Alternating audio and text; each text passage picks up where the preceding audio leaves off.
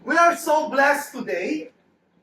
Pinagpala ang araw na ito dahil alam natin na sinaselebrate natin ang Panginoong Jesus. Amen ba doon? Amen. Today, we will talk about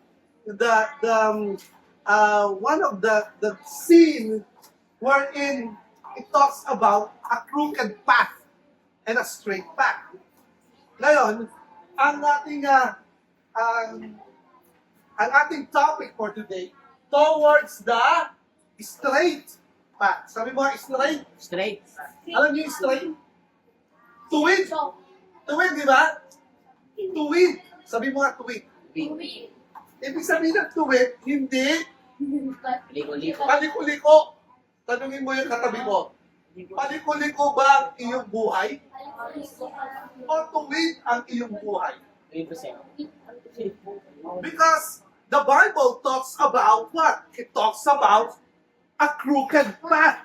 Pag sinabing crooked, paliko-liko. And the Bible talks about a straight path. Pag sinabing straight, ay tuwid. Ang ibig sabihin ng tuwid ay nandoon ka sa isang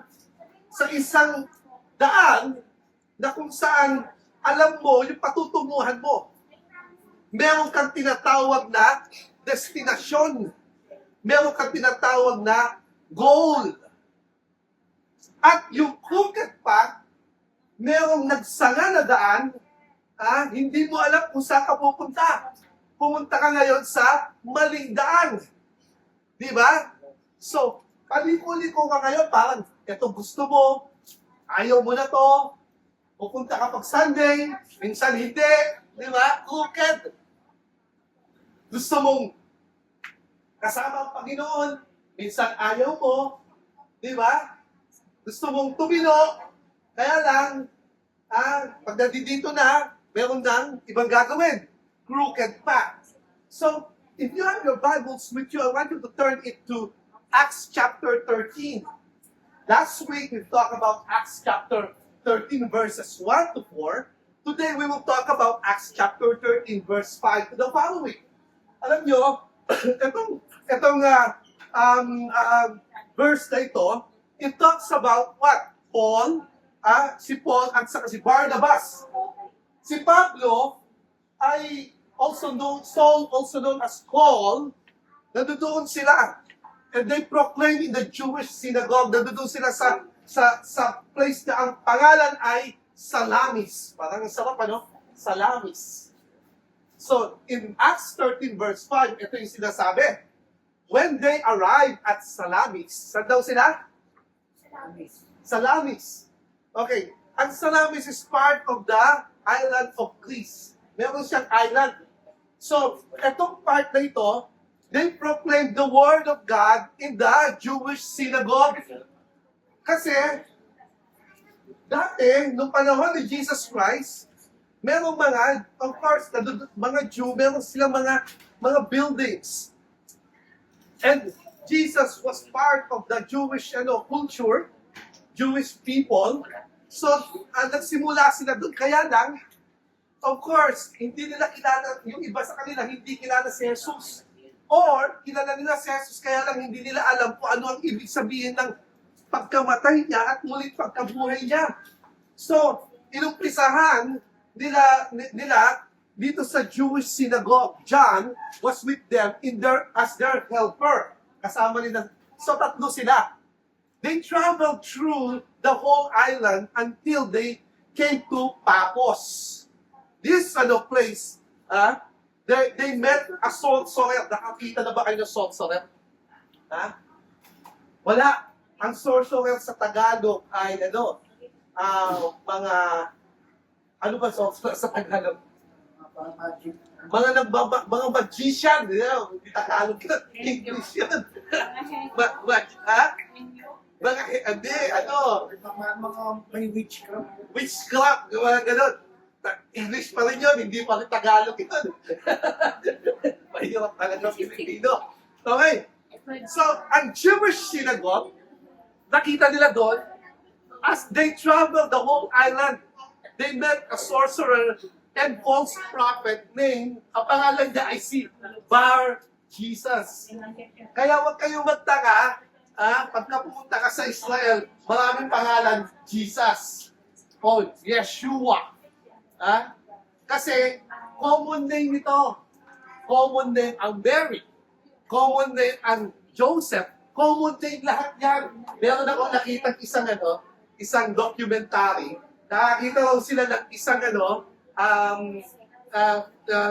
kung saan naka-burial, nandoon daw si Jesus, the son of Mary and Joseph.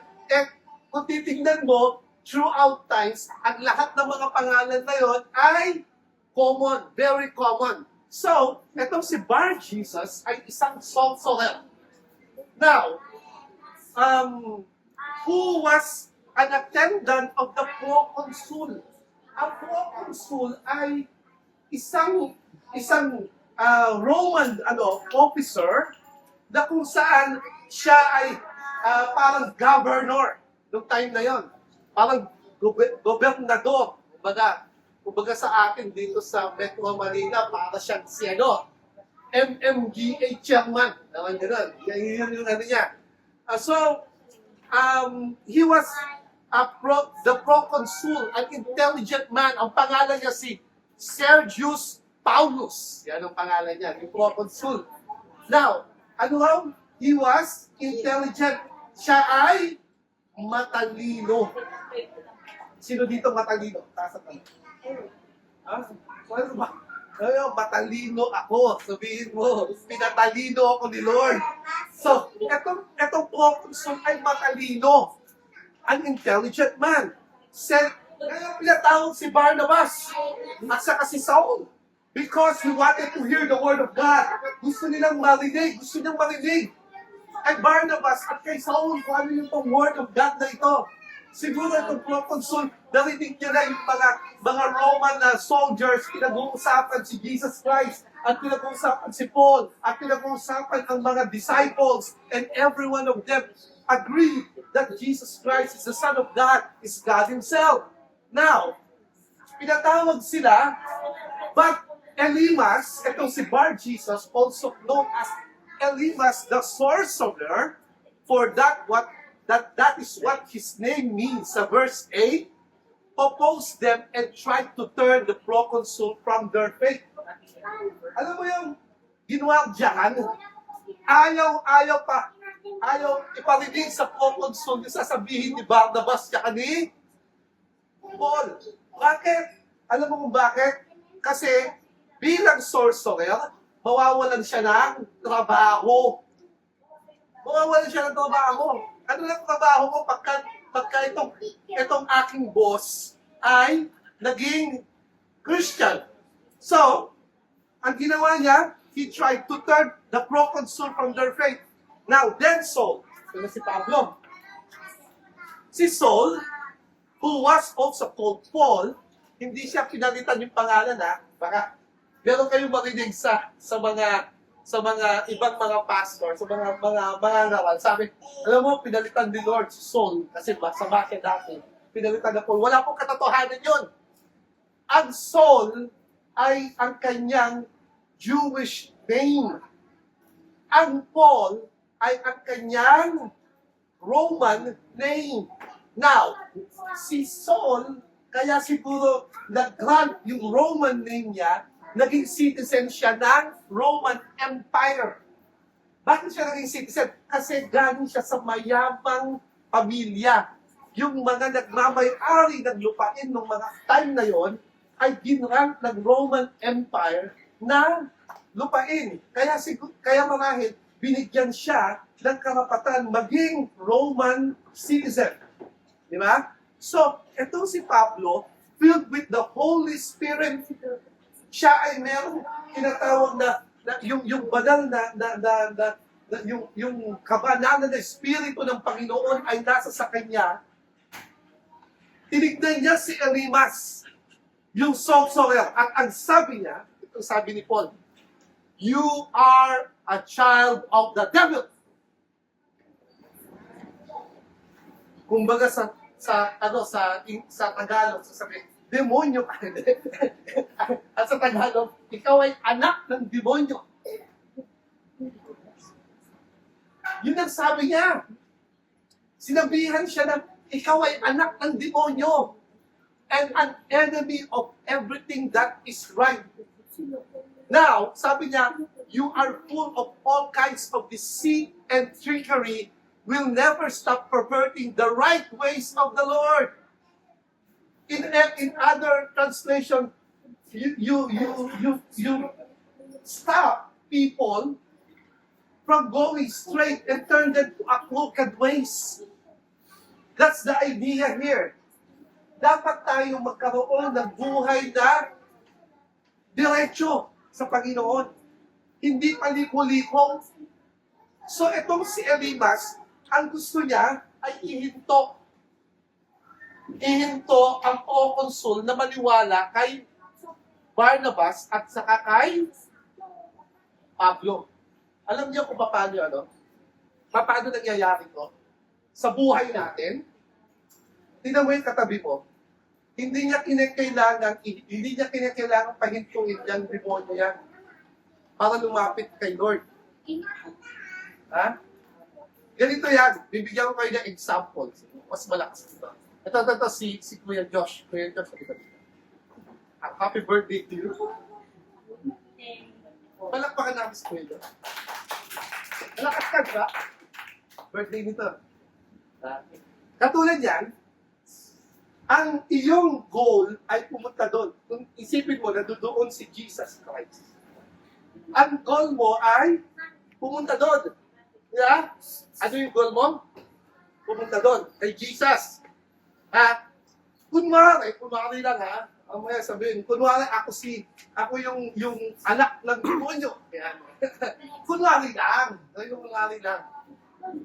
Akala natin ganito ang ginagawa. Sige, diretso ka. Sige, diretso ka. Diretso ka kay Jesus Christ. Akala natin ganyan ang ginagawa niya. Yun ang akala natin. Di ba? Hinihinto tayo.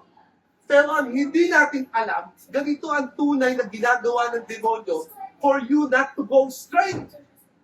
Ganito. Sige, diretso ka. Diretso ka. Saan na siya papunta? Saan na siya papunta? Doon na siya papunta. Palakpakan natin sa mga ito. Saan na siya papunta? Anong ginawa ng demonyo? Tinulak lang. Hindi niya kinakailangan na ihinto. Hindi yung obvious. Sabi mo, hindi yung obvious. Okay, paano tayo tinutulak ng demonyo? Ganito yan. Tinutulak tayo ng demonyo kung ang araw natin ay ino-occupy ng mga tinatawag nating basura ng lipunan. Ano yun? First, ilang oras na ginugugol natin sa Facebook? Sa isang araw. Oops. Ilang oras ang ginugugol natin manood ng maraming mga palabas sa internet? Sa isang araw? Ilang oras tayo na nakikipagchismisan? May oras talaga? 1 hour! Nililibang tayo ng kaaway. Sabi mo, nililibang. Nililibang ng kaaway. Alam mo, ang mga kabataan ngayon, very passionate gumawa ng video. Ha? At ilalagay sa TikTok, ilalagay kung saan-saan. Very passionate, pero yung passion na yon, alam niyo ba, yung passion na yon ay nangyayari, nilalayo tayo sa tinatawag na na patuwid na daan. Tinulak tayo saan? Sa tinatawag na maling daan. Crooked way. Itinulak tayo ng demonyo. Tama? Actually, ang paglilibang sa atin ay pagtulak ng demonyo sa maling bagay. Sa maling bagay. Hindi ko sinabing masasama yung ginagawa natin. Ang sinasabi ko lang dito ay wala tayong direksyon. At direksyon natin, saan tayo napupunta? Sa maling direksyon. Maling direksyon, ang layo, di ba? Dumaan si Kuya Josh. Tinulak lang. Ano nangyari? Mali na yung direksyon. Mali na yung daan. Di ba? Naintindihan niyo to? Kaya maraming tao ang ay naliligaw ng daan. Naliligaw ng landas. Sabi niya, you are full of all kinds of deceit and trickery. Punong-puno ka ng panlilinlang. Siguro marami dito bagsak sa Pilipinas. Okay, panlilinlang. Nalinlang tayo. Di ba? Instead na meron tayong relasyon sa Panginoon, wala na tayong relasyon sa Panginoon dahil unti-unti tayong inaagaw ng demonyo papunta sa relasyon sa mundo. Kaya maraming makamundo ngayon. Maraming mga tao ay iniisip nila yung mga maling bagay, yung mga maling mga pangyayari sa buhay nila. I tell you one time, kapag iniisip ko ang problema, si Pastor, pag iniisip niya ang problema, maling solusyon ang ginagawa niya. Gumagawa ako ng solusyon na akala ko ay kaya ko, ay sarili ko. Subalit sabi ni Jesus, ang sabi ni Jesus ay ganito, apart from me, you can do nothing. Ibig sabihin, kung wala ako sa buhay mo, wala kang magagawa. Imagine that. Lumalayo tayo doon sa tinatawag na direksyon papunta sa Panginoon. Ganun ang ginagawa ni Elimas. Ganun ang ginagawa nitong Bar Jesus na to, na sinasabi, siya ay sorcerer. Bilinin lang niya ang pagkatao ng proconsul upang lumapit. Alam mo, kung ikaw ay instrumento ng paglilintang, siguro merong instrumento. Instead na gagawa na ng mabuti yung kaibigan mo, magiging maayos na yung kaibigan mo, the problem was, you were there para ilayo siya. Ito ang nangyayari. Sabi niya, doon sa verse 11, now the hand of the Lord is against you. Ano raw? Ang kamay ng Diyos ay ayaw sa'yo. So it's against you. You are going to be, right. Ikaw ay mabubulag, sabi ni Saul, ni Pablo. Mabubulag ka, Elimas. For a time, not even able to see the light of the sun. Immediately, immediately. Nakatakot ka, no? Immediately, mist and darkness came over him, and he roamed about, seeking someone to lead him by the hand. Bigla siyang nabulag. When the proconsul saw what happened, he believed. Ano ang nangyari? Naniwala ang proconsul. He believed, for he was amazed at the teaching of the Lord. The teaching of the Lord talks about what? It talks about direction. Sabi mo, direction. Direction. Tanungin mo ulit ang katabi mo, may direction ka ba sa buhay? You need to understand direction in life. Because without direction in life, you will end up somewhere else. Sino dito gusto merong future? You want to have future.